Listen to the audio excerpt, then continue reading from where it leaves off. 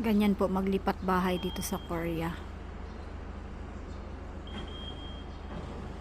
Mag-range po yan ng ano. Depende po sa mga gamit. Kung maraming gamit, ganyan. So,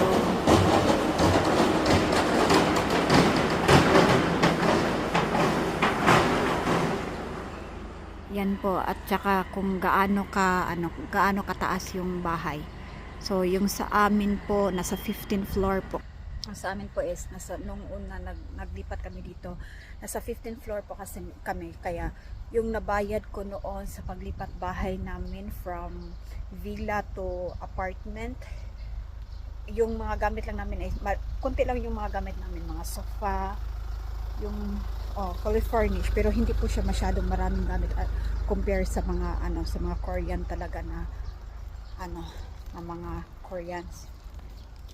Yung range is, yung nabayad ko po ay nasa 80,000 pesos yung sa paglipat lang namin dito sa apartment. So yun po ay nasa po sila, nasa 13th floor.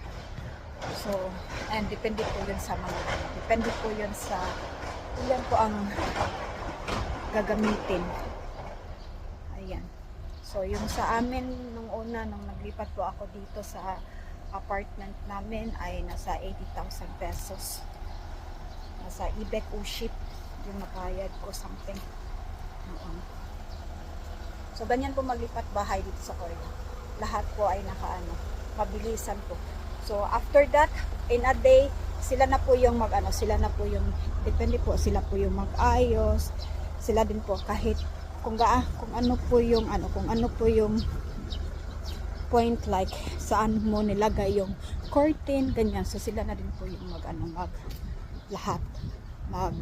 kapag maglipat, sila na din po yung maglagay ng cortina. Ayan, sa mga gamit, lahat sila na din po. So yun po ang nabayad ko is nasa 80,000 peso.